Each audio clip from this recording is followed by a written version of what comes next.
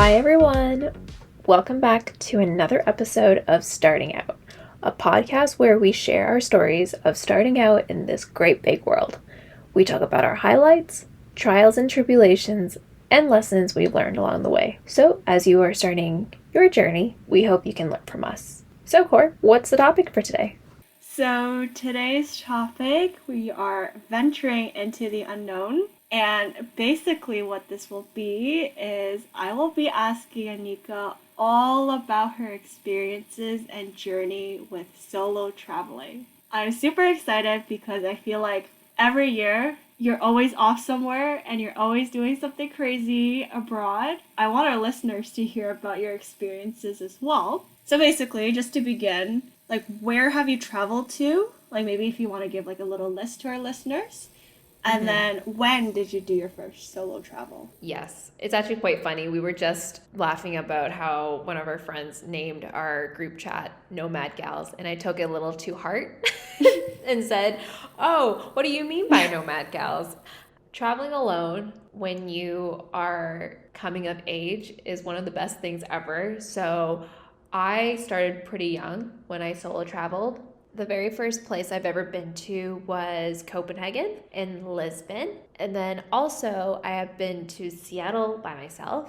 And then most recently I have traveled to Europe for 1 month. And I was alone for majority part of it. And I got to see some friends along the way. The time frames, I guess, for those weren't like too crazy because we know like some people who actually go abroad for like a year even or two. What made you want to solo travel in the first place? And like how did you make the decision to literally say, yeah, I'm just gonna book a plane ticket and not wait for anyone? I think there's a lot of fear, and obviously we're gonna go through like safety, but I think one big thing at the end of the day is not waiting for something to happen to you.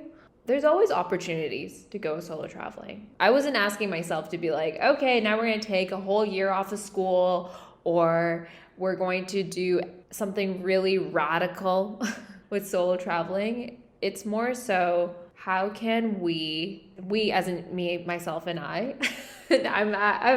I'm saying as if you're coming with me. More importantly, it was just, what do I want to do? I wanted to go see places. I actually had pockets of time that I was able to travel and take the time off. And because I was very diligent on saving my money and making sure that these are places that I had a desire to go to, and because no one else was available at the time, because it was very interesting because we were all in school and also we had different schedules.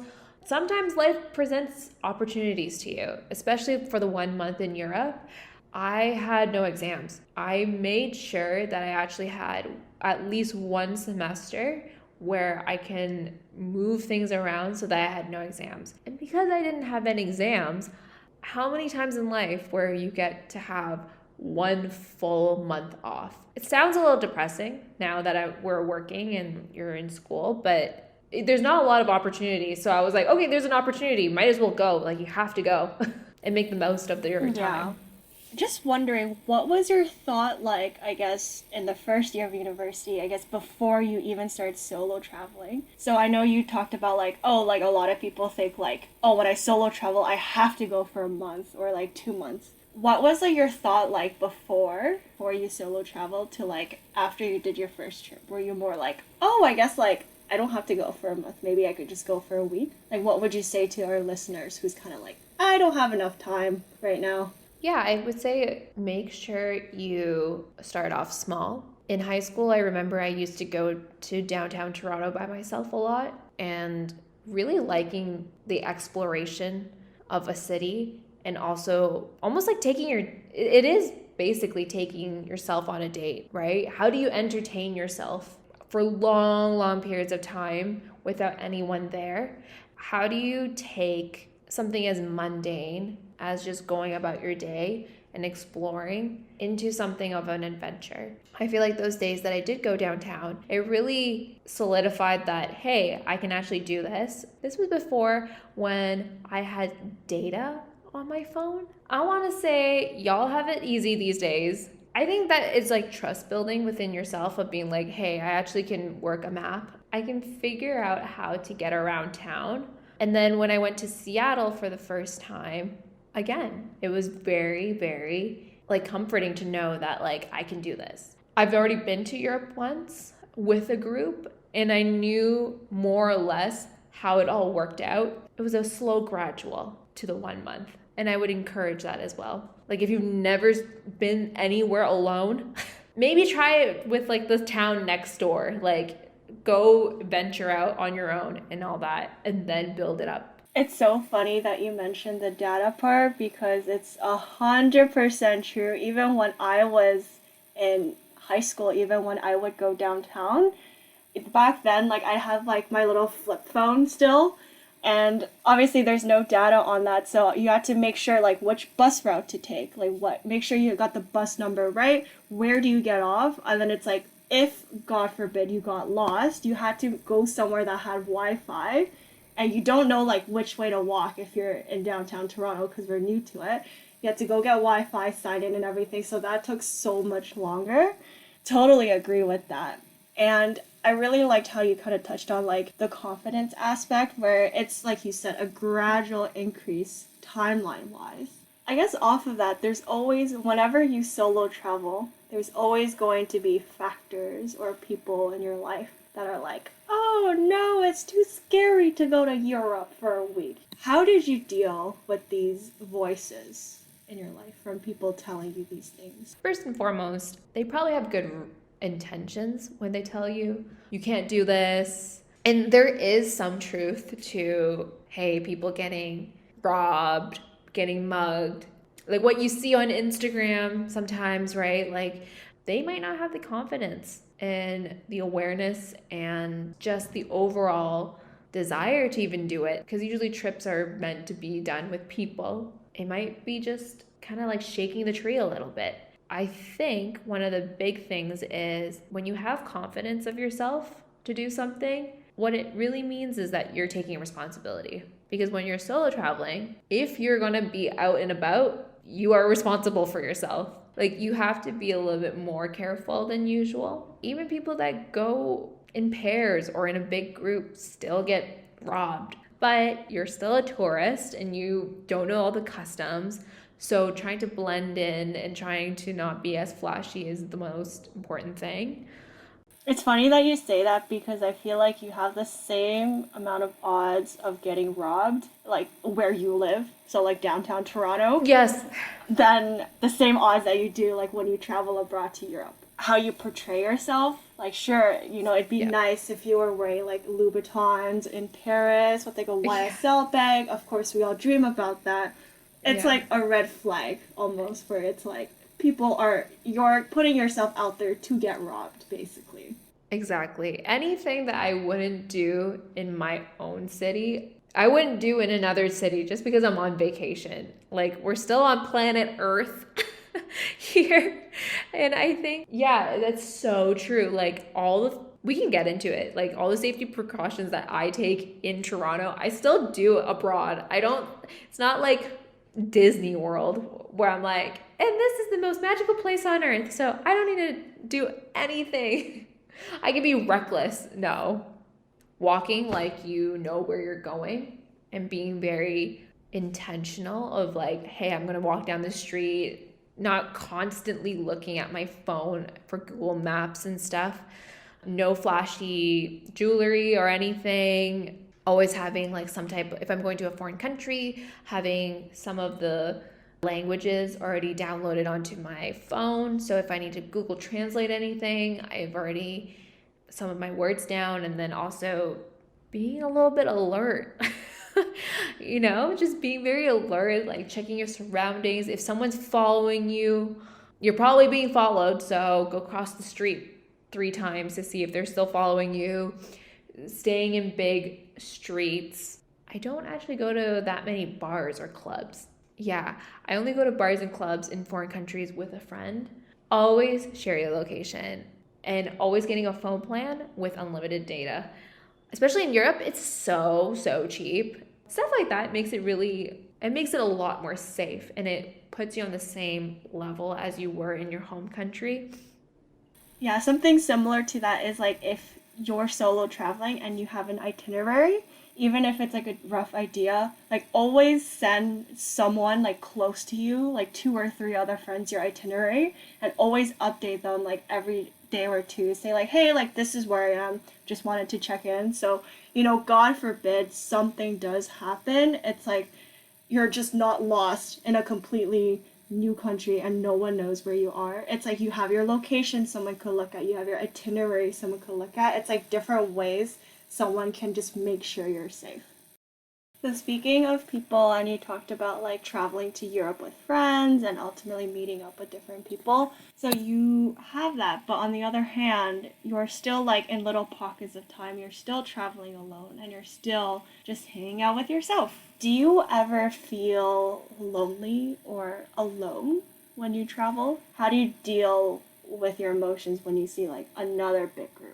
Yeah, I think it's sometimes a little bit of FOMO, right? Like you see like everybody standing out there and like having a good time with their friends.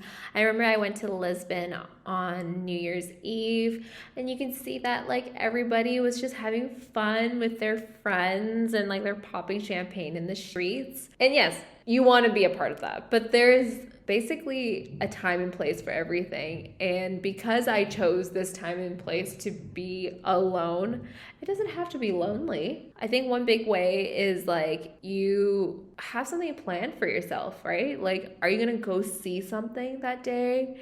Things that you would plan for others, you should plan for yourself. And then also, you got good enough places to do fun things. And if you're not doing the fun thing itself, you can actually people watch doing fun things. So, what would you tell our listeners who's literally solo traveling? Like, goes to Europe but doesn't know anybody in the city. What would you kind of tell them? And Yes. When it comes to meeting people, I think hostels is one of the best ways to meet someone because everybody's young and everybody's like in the same mindset of like, I want to meet someone. I didn't meet this person in Europe, but I did meet a very good friend of mine now in Seattle. So I don't know what I had it in me, but essentially, I was in a hostel. I just turned around and I saw a girl that was like relatively looked like she was in her 20s as well. And she looked pretty cool. And I was like, why don't I just say hi?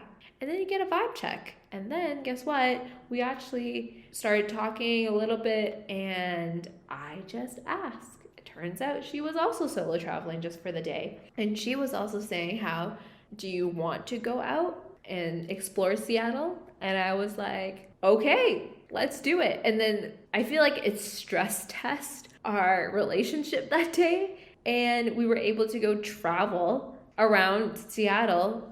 And that's how I made a friend. Always say hi, be friendly, get a vibe check.